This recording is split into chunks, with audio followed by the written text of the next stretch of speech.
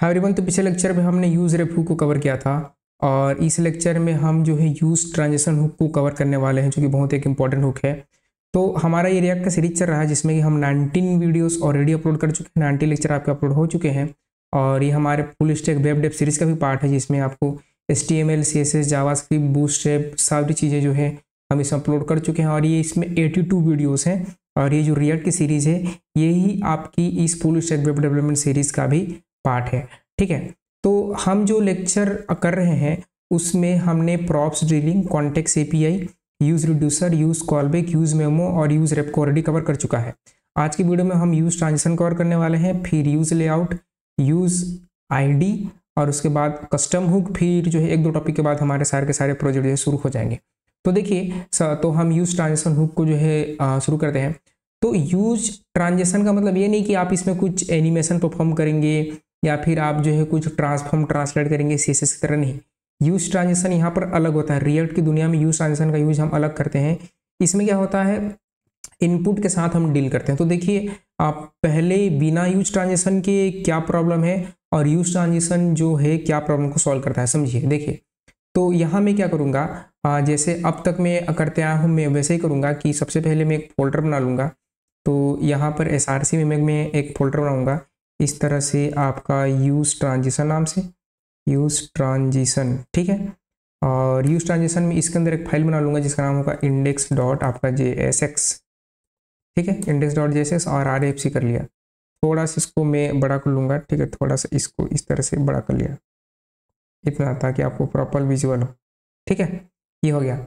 अब देखिए कि ये क्या प्रॉब्लम आती है यूज़ ट्रांजिशन में और ये कौन से प्रॉब्लम को जो है आपका सॉल्व करता है, इसको हम जो है ध्यान से जो है समझते हैं। देखिए, तो मैं क्या करूँगा, यहाँ पर एक इनपुट बनाऊँगा और इनपुट बनाने के बाद जो वहाँ पर मैं टाइप करूँगा और टाइप करके आपको एक्चुअल में दिखाऊंगा कि क्या प्रॉब्लम है, ठीक है। तो सबसे पहले मुझे यूज स्टेट की जरूरत पड़ेगी, तो मैं यहाँ पर यूज स्टेट इम्पोर्ट करूँगा।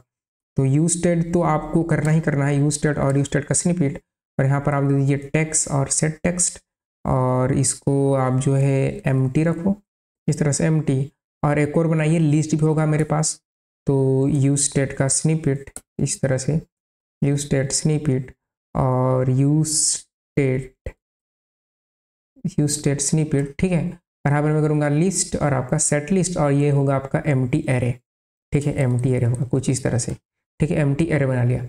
अब empty array बनाने के बाद क्या होगा कि मेरे पास एक फंक्शन रहेगा जिसमें कोई इनपुट आएगा तो उसकी वैल्यू को मैं चेंज अपडेट करूँगा। उससे पहले मैं एक इनपुट बना लूँगा, तो मैं अपना HTML बनाऊँगा और यहाँ पर जो है एक इनपुट होगा और इनपुट में टाइप उसका टेक्स्ट रहेगा और यहाँ पर वैल्यू में मैं क्या दे दूँगा, वैल्यू में इसको टेक्स्ट दे दूँगा जो मैंने स्टेट बनाया है और यहाँ पर हम प्लेस होल्डर दे देंगे। तो प्रॉब्लम पहले देखिए, प्रॉब्लम देखेंगे आपको सोल्यूशन समझ में आ जाएगा। प्लेस होल्डर जो है टाइप हेयर में कर दिया, टाइप हेयर कर दे दिया, ठीक है। टाइप हेयर दे दिया और टाइप हेयर देने के बाद जो है एक UL होगा जिसमें जो टाइप कर रहा है उसके रिजल्ट को मैं पूरा शो करूँगा, ठीक है। तो यहाँ पर वो होगा मेरा लिस्ट में, तो लिस्ट डॉट मैप, हालांकि अभी मेरे लिस्ट में कुछ नहीं है लेकिन मान के चलिए होगा, ठीक है। और लिस्ट मैप करके यहाँ पर मैं कॉलबैक में आइटम दे दिया और आइटम यूनिक की के लिए मैं इंडेक्स ही दे दिया, ठीक है, ताकि मुझे उसमें वार्निंग ना आए कि यूनिक चाइल्ड चाहिए ये वो करके, ठीक है। और यहाँ पर जो है मैं आइटम को शो कर दिया इस तरह से, आइटम को शो कर दिया और की में मैं दे दिया आपका इंडेक्स, ठीक है। तो ये पर्पस क्या, देखिए मान के चलिए आप अमेजोन या फ्लिपकार्ट जैसी बड़ी वेबसाइट बना रहे हैं, वहाँ पर सर्च बार में कोई टाइप करता है, जब कोई टाइप कर रहा है तो उसको जो है उसका यूजर एक्सपीरियंस अच्छा होना चाहिए। वहाँ पर आप बहुत सारा लंबा टेक्स्ट लिख रहे हैं तो ऐसा ना हो कि आपका टाइपिंग ही फ्रीज हो जाए, आप टाइप ही ना कर पाओ, ये ना होना चाहिए। इसीलिए हम ये हुक का यूज करते हैं, ठीक है। ये हमने कर दिया। अब ये करने के बाद जो है मैं एक फंक्शन बनाऊंगा जिससे इस इनपुट की वैल्यू को मैं लूँगा। यहाँ पर मैं करूँगा कॉस्ट और हैंडल चेंज, मेरे पास एक फंक्शन रहेगा जिसमें हैंडल चेंज करेंगे इस तरह से और हैंडल चेंज करके यहाँ पर एक इवेंट दे दीजिए, ई दे दीजिए और ई दे देंगे। और ई देने के बाद क्या करेंगे यहाँ पर कि आप एक कॉस्ट वैल्यू बना लीजिए और वैल्यू में, क्योंकि मुझे E dot target dot value लेना पड़ेगा जिससे मैं इनपुट की वैल्यू को लूँगा। तो कोई भी आप लेक्चर देख रहे हैं, पिछला लेक्चर आपको देखना कंपलसरी है, तभी आपको चीज़ें समझ में आएंगी। तो ई डॉट टारगेट, ये मैंने आपको फॉर्म हैंडलिंग में सिखाया था कि जब हम फॉर्म को हैंडल किए थे तो ई डॉट टारगेट से हम किसी भी इनपुट की वैल्यू को ले सकते हैं। और ये वैल्यू लेने के बाद जो मेरा सेट टेक्स्ट है इसमें मैं अपनी वैल्यू को इस तरह से डाल दूंगा। ठीक है, जो मेरा सेट टेक्स्ट है इस सेट टेक्स्ट में मैंने अपने वैल्यू को जो है डाल दिया है, तो मेरा वैल्यू जो है चला गया है। यहाँ पर जो है आपने सेट टेक्स्ट में डाल दिया।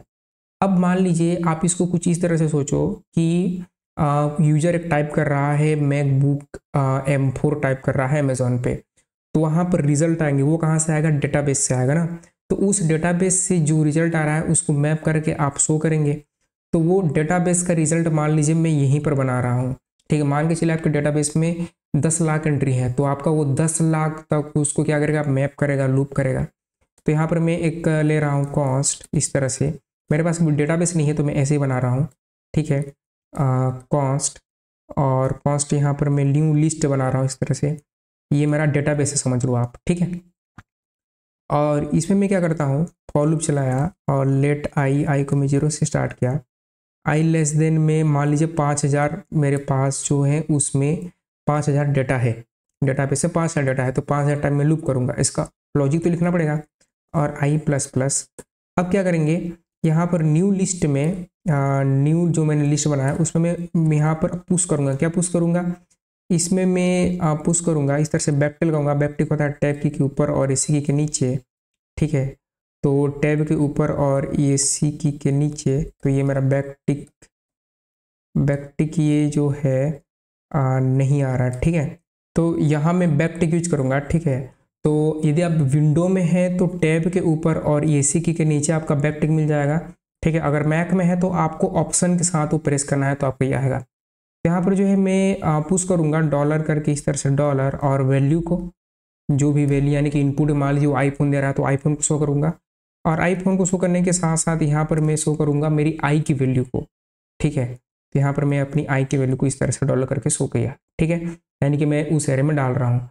अब ये डालने के बाद जो है मुझे क्या करना है कि जो मेरा सेट लिस्ट है इसमें मैं न्यू लिस्ट को डाल दूंगा। न्यू लिस्ट को मैंने डाल दिया।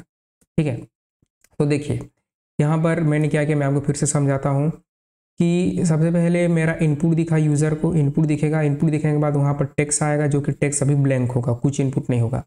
तो यहाँ पर मुझे ऑन चेंज लगाना पड़ेगा, ऑन चेंज, और ऑन चेंज के अंदर मैं हैंडल चेंज को क्या करूँगा, कॉल करूँगा। ठीक है, इस तरह से राइट क्लिक करके आप एक बार फॉर्मेट डॉक्यूमेंट कर दो, इससे अच्छी चीज़ होता है, सेंट्रल में सब चीज़ें सेट हो जाती हैं। तो ये हो गया।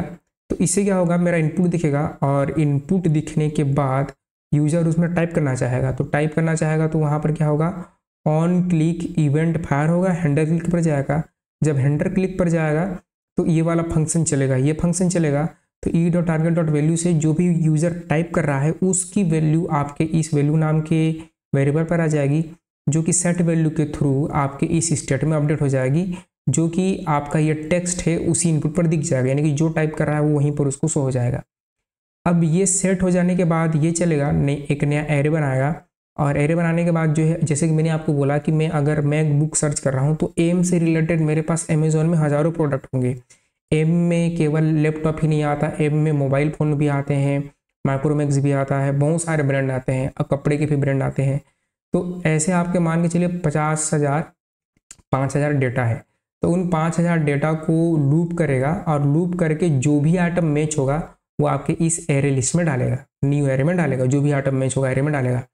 और इस एरे को मुझे दिखाना भी है यूज़र को, तो इसको मैंने सेट लिस्ट में डाल दिया। तो ये आपका सेट लिस्ट वाला एरे अपडेट हो गया, स्टेट अपडेट हो गया, और इसी को हमने यहाँ पर मैप किया है, लिस्ट को हमने मैप किया है, क्योंकि मैंने इसका नाम क्या दिया था, लिस्ट दिया था। अब देखते हैं प्रॉब्लम क्या है। ठीक है, अब मेरा आउटपुट कहाँ है, यहाँ पर है इंडेक्स। ठीक है, अब देखिए इसके बाद रिफ्रेश किया, और रिफ्रेश करने के बाद अच्छा मुझे इसको इंपोर्ट करना पड़ेगा। तो यहाँ पर जाएंगे ऐप में, और ऐप में जाकर आप इसको कमेंट करेंगे और इंपोर्ट करेंगे। ये पिछले लेक्चर का ही कोड है, तो मैं उसी में आप नया ऐप भी बना सकते हैं। Import index from use transition index. ठीक है, अब देखिए जैसे मैं यहाँ पर टाइप करूँगा, ठीक है, तो मान लीजिए मैं यहाँ पर टाइप करना शुरू करता हूँ। यहाँ पर टाइप किया क्यू, देखिए ये आ रहा है, बढ़िया आ रहा है, बढ़िया चल रहा है, राइट।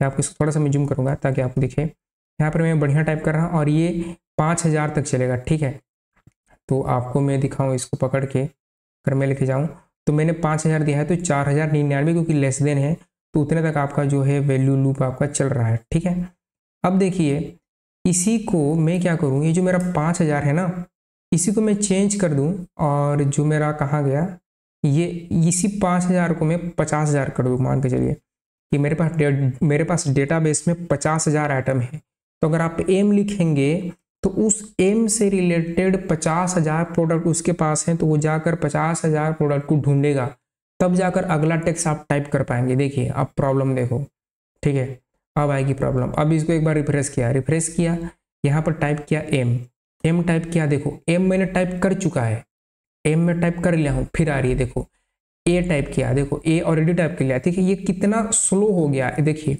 मैं मल्टीपल टाइम टाइप कर रहा हूँ, आपको डिले भी दिख रहा है, देखो इतना डिले हो रहा है, क्यों? क्योंकि वो एक एक टाइप कर रहे हैं, उसके लिए वो 50000 बार चल रहा है, तब जाकर चीजें हो रही है। मैं कुछ और टाइप किया, मैंने टाइप ऑलरेडी जो है मैं टाइप कर चुका हूँ, देखिए आपको डिले आ रही है। फिर से मैंने टाइप किया, देखो मैंने टाइप कर लिया है, आपको डिले आएगा। ठीक है, आपका फ्रीज हो जा रहा है इनपुट, आपका इनपुट फ्रीज हो जा रहा है। तो ये प्रॉब्लम है विदाउट यूज ट्रांजिशन। जब आप बड़े लेवल पर काम करेंगे, बड़े प्रोजेक्ट पर काम करेंगे, बड़े स्केल में काम करेंगे, तो इस तरह के इशू आते हैं और इन्हीं के लिए ये सारे हुक जो है बनाए जाते हैं। सॉल्यूशन कैसे करेंगे? सॉल्यूशन हम करेंगे यूज ट्रांजिशन से। क्या करना है, थोड़ा सा कोड में चेंज करना है, आपका काम हो जाएगा।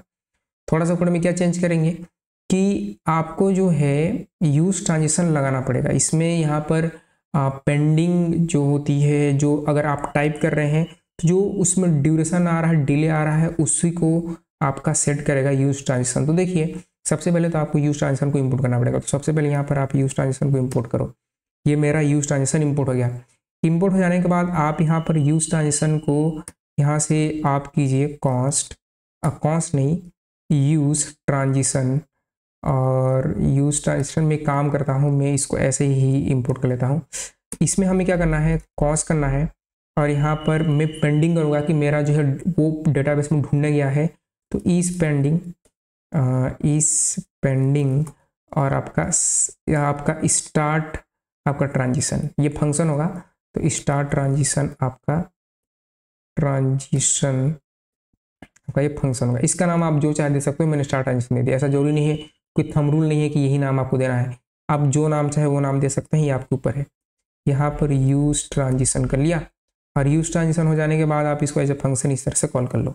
ठीक है, अब क्या कर रहे हैं, अब देखिए, अब यहाँ पर जहाँ पर आपने कोड लिखा है हैंडल चेंज में, ये वैल्यू, ये सारी चीज़ें एज इट इज आपकी सेम रहेंगी। ठीक है, ये जो पूरा कोड है आपका, ये जो पूरा कोड है जहाँ पर आप चीज़ें सेट कर रहे हैं, इस कोड को आपको यूज ट्रांजिशन के अंदर में डालना है। तो आप कैसे डालेंगे? ठीक है, तो जो स्टार्ट ट्रांजिशन का फंक्शन है, इस फंक्शन को आप करेंगे कॉल। तो यहाँ से इसको कॉपी करो, कॉपी करके, क्योंकि स्पेलिंग मिस्टेक नहीं होनी चाहिए। ठीक है, यहाँ पर करो पेस्ट और इसको जो है as a call back call कीजिए। इसके अंदर में जो है आपको कॉल बैक लगाना है कुछ इस तरह से, एज अ कॉल बैक लगा। ठीक है, और इसको जो है पूरा लेके जाइए नीचे तक। ठीक है, इसको ऐसे करके पूरा लेके जाइए। ठीक है, ऐसे आपको करना है। तो जो आप काम कर रहे थे उसको आप कहाँ डाल देंगे, उसको आप यूज ट्रांजिशन के अंदर में जो है डाल देने वाले हैं। मैंने उसको यूज ट्रांजिशन के अंदर में डाल दिया। ठीक है, स्टार्ट ट्रांजिशन के अंदर में डाल दिया। अब जो है अगर मुझे लोडर दिखाना है कि अगर वो टाइप कर रहा है, अब टाइप स्मूथ होगा, लेकिन डेटा आने में लेट हो गया, तो मुझे एक लोडर दिखाना है, इस पेंडिंग या फिर कुछ हो। तो उसके लिए आप क्या कर सकते हो, आप जो है यहाँ इनपुट डेटा शो करने से पहले आप यहाँ पर ऐसे कर सकते हैं, इस ट्रांजिशन इस पेंडिंग, अगर ये ट्रू है तो आप कुछ पैराग्राफ दिखा दो कि लोडिंग आपका आइटम्स, लोडिंग लिस्ट कर लो, लोडिंग लिस्ट कुछ इस तरह से। ठीक है, तो जो पहले डिले आ रहा था अब डिले नहीं आएगा। ठीक है, अब बिल्कुल भी डिले नहीं आएगा। देखिएगा अब जो है मैं क्या करूँगा, आप इसको रिफ्रेश किया और रिफ्रेश करने के बाद जो है आप जैसे टाइप किया, ए किया, देखो ए में टाइप कर पा रहा हूँ और ए टाइप करने के बाद लोड ले रहा है। मेरा टाइपिंग फ्रीज नहीं होना चाहिए, रिजल्ट आएगा, डिले होगा, दैट इज फाइन।